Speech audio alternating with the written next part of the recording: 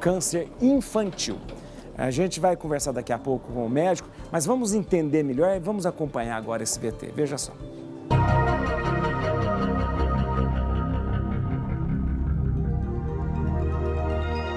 Segundo o Ministério da Saúde, o câncer infantil é a segunda principal causa de morte na faixa etária entre 1 e 19 anos, pois costuma ser difícil identificar a doença em seu estágio inicial. Muitas vezes, os primeiros sintomas são confundidos com os de doenças comuns na infância, como viroses e resfriados. O câncer é o nome dado a um conjunto de mais de 100 doenças que têm em comum o crescimento desordenado de células anormais que invadem os tecidos e órgãos. Suas possíveis causas podem ser externas ou internas. É muito importante ficar atento a qualquer alteração, tanto física quanto de comportamento. Precisamos falar sobre isso. Está no ar o Papo Reto de hoje. Olha, gente, a gente vai falar sobre o câncer infantil e, na verdade, a gente vai trazer aqui uma das maiores autoridades do país. Eu converso agora com o Dr. Luiz Fernando Lopes. Dr. Luiz Fernando Lopes é diretor médico do Hospital de Amor Infanto Juvenil. Nosso doutor é mestrado, doutorado em ciências médicas, é um currículo enorme.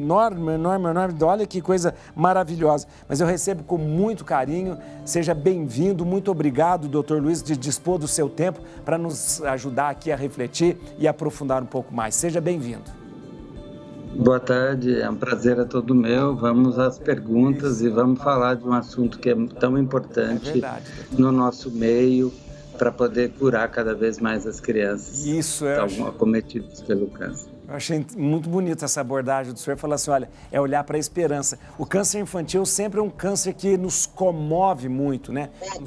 A comoção é maior diante dele. Eu queria perguntar para o senhor já quais os tipos de cânceres nas crianças e nos adolescentes, ou se tem diferença o acometimento nas crianças e no adulto? Tem diferença. Nós costumamos dividir de 0 a 15 anos e aí o mais comum é leucemia e os tumores do cérebro são o segundo lugar. Quando a gente já passa dos 15 aos 19 anos, a gente vê que os tumores das gônadas, testículo, o ovário na menina e também os linfomas são os mais incidentes. Então há uma diferença dependendo da faixa etária, sim. Doutor, na verdade, quando a gente fala do câncer infantil, a gente sempre tem uma pergunta: por que essa criança tão nova? Por que isso? Existe um fator genético nessa incidência do câncer? Eu acho que a gente não pode confundir, padre, a doença genética com a hereditária. Isso é importante. A hereditária é aquela que a gente carrega no nosso DNA, herdado do pai, da mãe, dos avós, e isso em pediatria é muito pouco. É mais comum a gente ver as doenças herdadas em adultos, câncer de mama, câncer de intestino e assim por diante. Mas as crianças apresentam alterações genéticas em mais de 90% dos tumores. Então nós conseguimos olhar dentro do tumor com ferramenta sofisticada que nós podemos oferecer e a gente vai olhar qual alteração genética aquela criança apresenta, porque hoje muitas das medicações utilizadas para o tratamento do câncer são baseadas no que ela tem de alteração genética. Então, hoje nós não tratamos as leucemias todas iguais. Leucemia é o mais comum na criança e tumor cerebral é o segundo. Já tem país que tumor cerebral já ganhou em primeiro lugar e aqui, com o tempo, eu acho que vai ser também. Mas quando a gente olha um tumor cerebral, a gente precisa ir para o laboratório e olhar a genética daquele tumor, ou para a leucemia e olhar a genética daquela leucemia, para saber se nós tratamos de uma forma ou de outra. Os medicamentos e os tratamentos hoje são dependentes do conteúdo genético. Então, genético e alteração no DNA ou alterações menores são vistas, precisa ter ferramenta para isso e nós temos essas ferramentas em Barretos, mas é diferente de herança. Entendi. Olha, essa distinção é muito claro. Para mim ficou muito claro, muito interessante isso, doutor. Doutor, quando a gente fala de câncer, sempre a gente fala da prevenção, né? O câncer de mama, a gente fala de prevenção, o câncer de próstata, a gente fala de prevenção. É possível fazer essa prevenção quando se fala de câncer? É por isso que é preciso diferenciar a genética com a herança. Se eu sei que uma criança só tem um tumor em pediatria, basicamente, que a gente pode prevenir, porque se o pai tiver ou a mãe tiver, a chance dele ter é de mais de 50%, que é o tumor dentro da retina, nos olhos. Então, uma criança que teve um tumor na retina na infância e que fica adulta e se casa e vai ter seus filhos, a chance do bebê ter um tumor de retina existe e é grande. Então, aí nós fazemos a prevenção de olhar o fundo do olho daquela criança desde bebezinho, porque se tiver nascendo um tumor ali, é possível curar ainda bem pequenininho. E é a forma de prevenir. As outras doenças do câncer infantil, não há prevenção igual tem do adulto. O que a gente diz é prevenção secundária. É quando a gente ensina a população a fazer o diagnóstico precocemente para aumentar a chance de cura.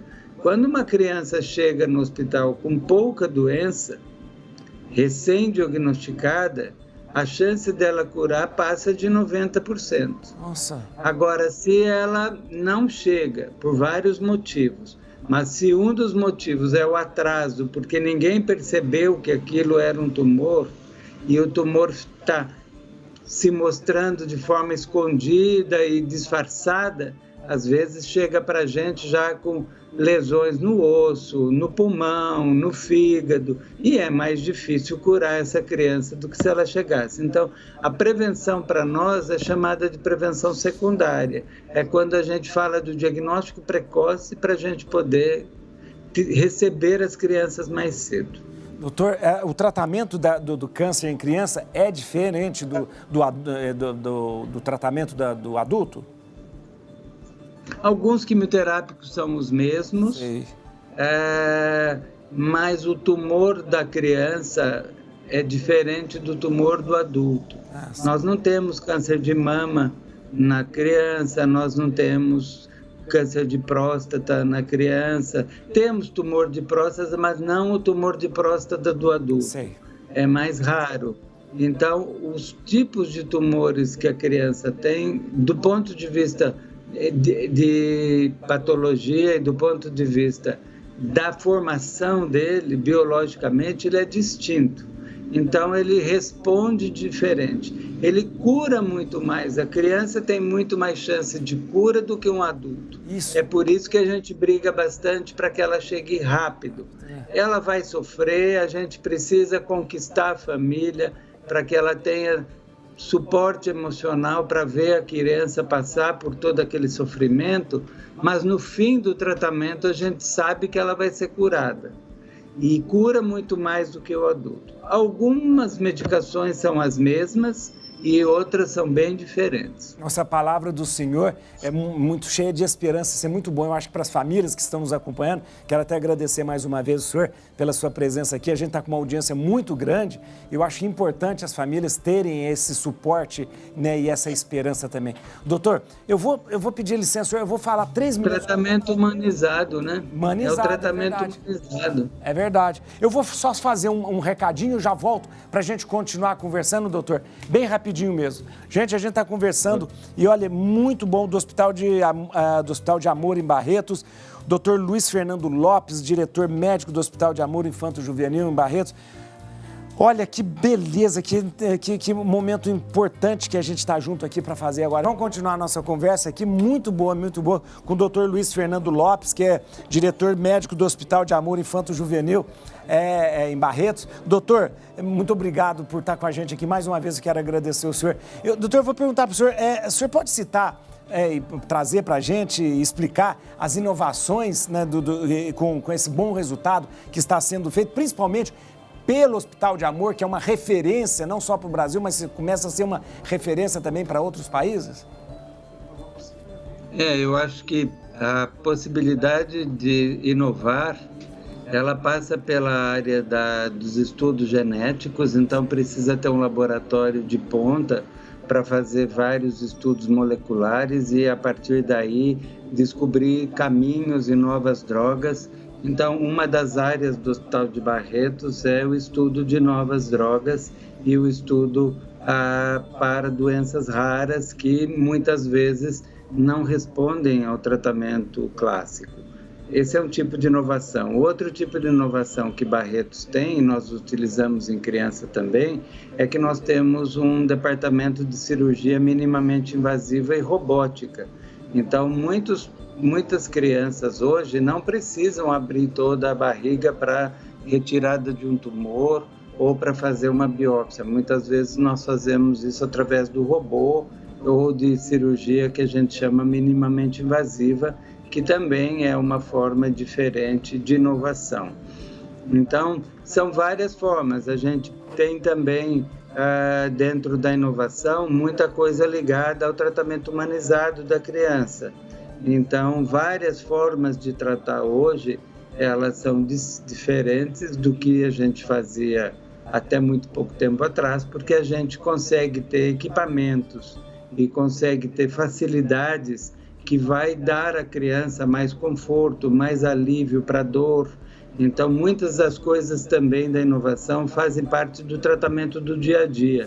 A criança hoje não precisa mais ficar pegando a veia e ficar com o bracinho preso. A gente coloca catéter para que as crianças possam continuar movimentando seus braços. Tudo isso é inovação que a gente vai fazendo para que a criança se sinta cada vez menos tolhida e menos sofrida.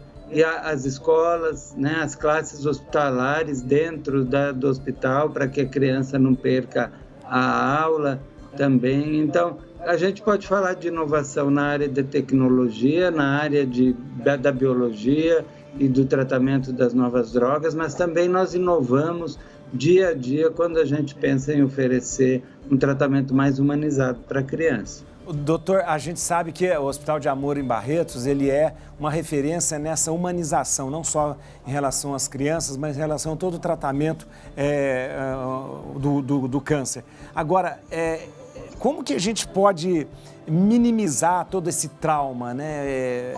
Junto à família, junto à própria criança, que às vezes a criança não tem noção, às vezes, da gravidade, mas como minimizar tudo isso para as pessoas que cercam aquela criança? Eu acho que a primeira coisa é não mentir para a criança. Eu acho que a gente tem que respeitar as diferentes idades. Sim. Tem crianças que ainda vivem no mundo da fantasia, que são crianças pequenininhas, mas jamais mentir, jamais dizer para ela que vai acontecer alguma coisa diferente. A gente precisa tratá-las, precisa colher o sangue, precisa que elas colaborem. Então, uma primeira forma de trazer um tratamento menos sofrido para a criança é quando ela participa e ela entende e ela tem a oportunidade de perguntar e sabe que ninguém vai mentir a ela. Então, uma das formas da gente respeitar a criança e o tratamento ser mais confortável a ela quando a gente tem a oportunidade de dizer tudo o que nós vamos fazer com ela. Passo a passo, todos os exames, explicamos, a gente dá o tempo da criança compreender aquilo tudo. Se ela é adolescente, a gente tem uma outra linguagem, mas nós também temos que atrair o adolescente para compreender. Então, eu acho que o jeito de confortar a criança para aquela fase da vida dela que ela vai passar e que depois de 1 ano... Tem criança que trata 6 meses, tem criança que trata 1 ano, 2 anos. Ela saber e ela conseguir fazer vínculo, não só com o pai, com a mãe, com a família, mas ela achar que ela está num ambiente que é dela. Então, o hospital ele tem uma arquitetura e uma decoração e ambientes que são preparados para eles. Nós temos cinemas lá dentro, nós temos brinquedotecas várias, nós temos ambientes onde eles não precisam ficar o tempo todo do lado da mãe e eles têm uma autonomia lá dentro. Eles mandam na gente. Ali é a casa deles. Nós somos os agentes que vão ali cuidar deles, os pais, a família e os médicos. Então, acho que quando a gente consegue atrair os pais, fazê-los entender que apesar de alguns momentos serem sofridos para a criança, os outros que ela passa lá dentro, ela pode passar com mais tranquilidade, mais alegria.